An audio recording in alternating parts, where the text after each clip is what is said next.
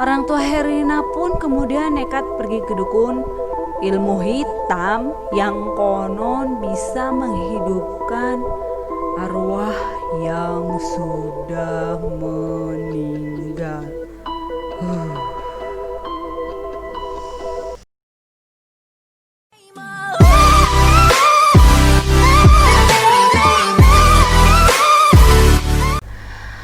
Halo guys, assalamualaikum warahmatullahi wabarakatuh.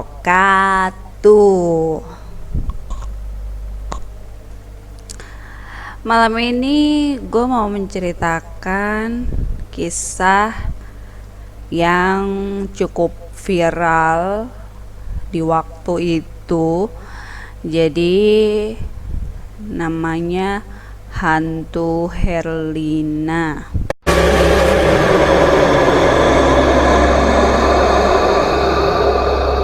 Katanya sih kalau nggak salah di Lamongan ya, Lamongan apa Jombang gitu.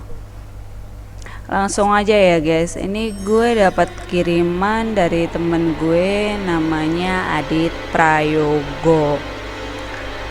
Jadi santri ini namanya Herlina. Dia adalah salah satu santriwati di pesantren X di kota Lamongan. Dia anaknya cantik dan ramah. Herlina merasa tidak pernah dihiraukan di pesantren itu. Suatu hari, demi mendapatkan perhatian, dia mencuri batu cincin akik dari seorang kiai yang mengajar di pesantren tersebut. Tapi pas sedang nyuri, dia ketahuan guys sama santri lain, sama temennya gitu ya. Yang kemudian temennya ini melaporkan ke pihak pengurus pesantren. Akhirnya pihak pengurus pesantren pun kemudian berniat menghukum Herlina dan melamporkan ke Pak Kiai yang mempunyai batu aki tersebut.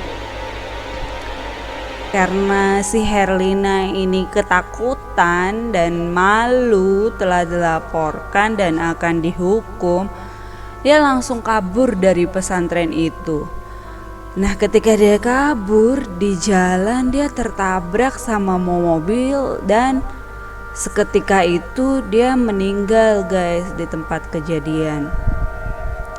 Pihak dari pondok pesantren pun tidak mengetahui kalau Herlina meninggal di jalan saat kabur dari pesantren. Orang tua Herlina yang mengetahui bahwa anaknya meninggal sontak kaget dan juga gak rela gitu anaknya meninggal dalam kondisi mengenaskan. Apalagi setelah tahu kalau anaknya meninggal karena kabur dari pesantren, yang disebabkan dia akan dihukum karena dituduh mencuri. Orang tua Herlina pun kemudian nekat pergi ke dukun ilmu hitam yang konon bisa menghidupkan arwah yang sudah meninggal.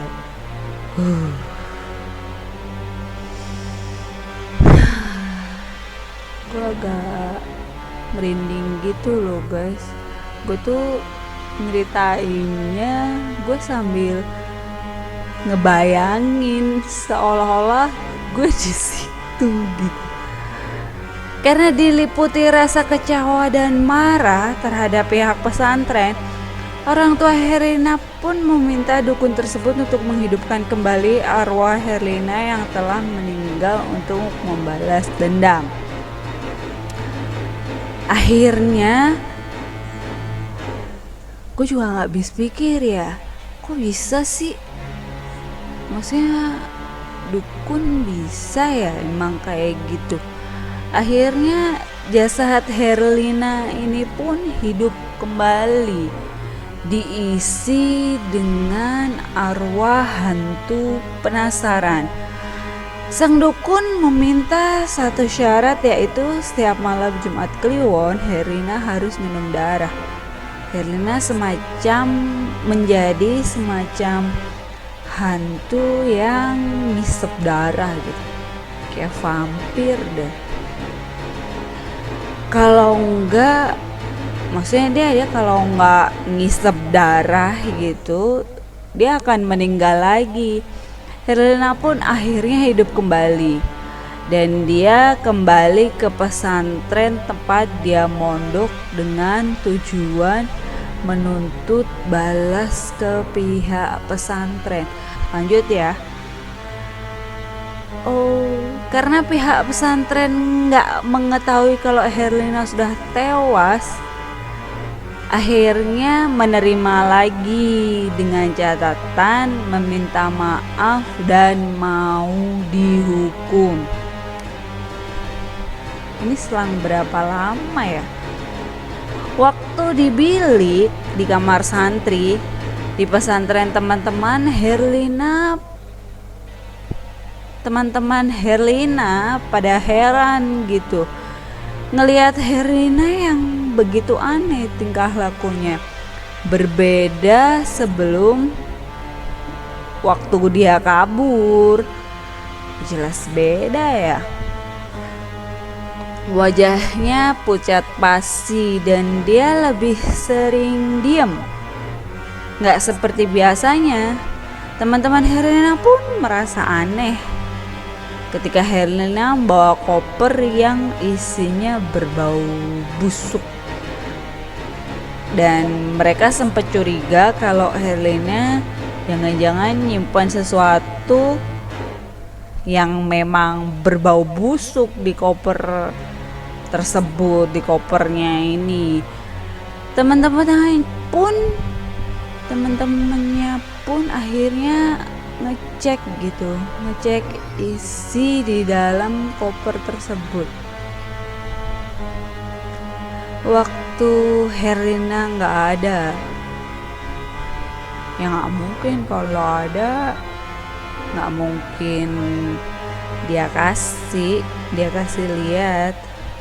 Dan teman-temannya pun kaget waktu melihat koper tersebut yang isinya darah yang berbau busuk. Teman-teman Herlina pun memilih diam karena takut. Ketika tengah malam, Herlina meminta petugas atau pengurus pesantren mengantarkan dia ke kamar mandi karena dia takut ke kamar mandi sendirian. Jadi nggak curiga ya, padahal kan dia udah jadi hantu. Dan petugas pesantren pun mau mengantarkan Herlina ke kamar mandi. Akan tetapi sesudah 2 jam lebih Herlina di kamar mandi tersebut, pengurusnya sudah manggil Herlina berkali-kali, tapi tetap nggak disaut. Gak ada jawaban. Petugas pun akhirnya merasa kebingungan dan akhirnya petugas pesantren pun memanggil teman-teman sesama petugas dan bersama-sama mendobrak pintu kamar mandi tersebut. Sontak petugas kaget karena di dalam kamar mandi tersebut bukan Herlina tapi sosok hantu perempuan yang berbaju merah bertaring dengan tertawa menyeramkan. Serem.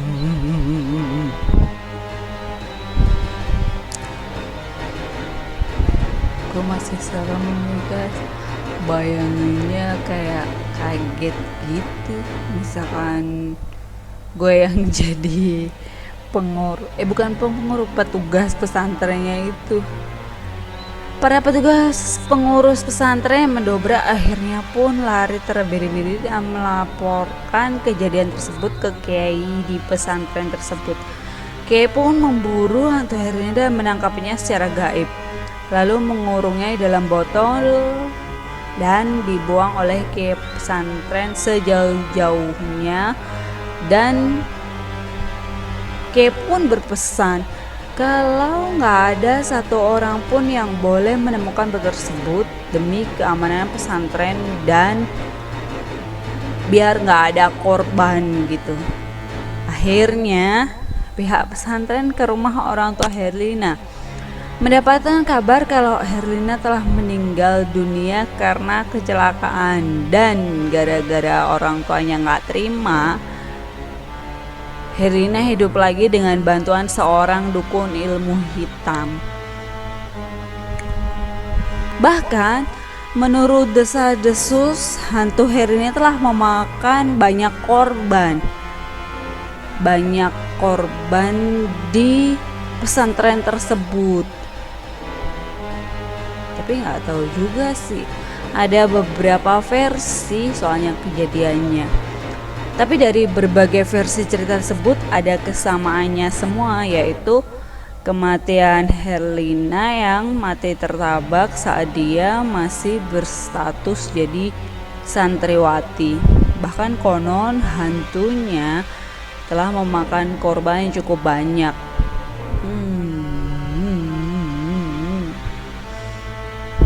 Serem juga ya. Tapi enggak loh guys, maksudnya bukan hantu yang bisa mencelaiki kita. Maksudnya kadang karena ketakutan kita sendiri itu akhirnya yang membuat kita celaka gitu. Kalau makhluk kayak gitu bisa gak sih nilai kayak kita langsung? Coba komen di bawah ya, kita sharing tuh. Gue seneng sih masalah horor gini, cuman takut juga. Katanya sih sampai sekarang dia masih sering menghantui beberapa santri yang mondok di pesantren tersebut, terutama yang daerah Lamongan dan Jombang. Ya, semoga kita semua terhindar dari hal yang seperti itu.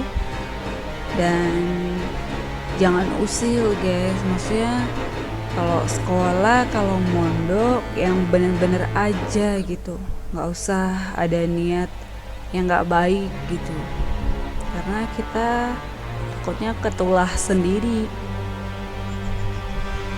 Ya, cukup sekian dan terima kasih telah mendengarkan cerita gue hari ini.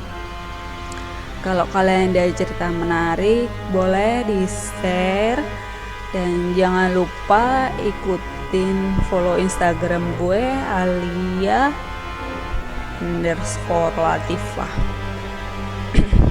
Boleh di share di situ atau komen di bawah ya. Jangan lupa like, comment, share, and subscribe tentunya. Assalamualaikum warahmatullahi wabarakatuh.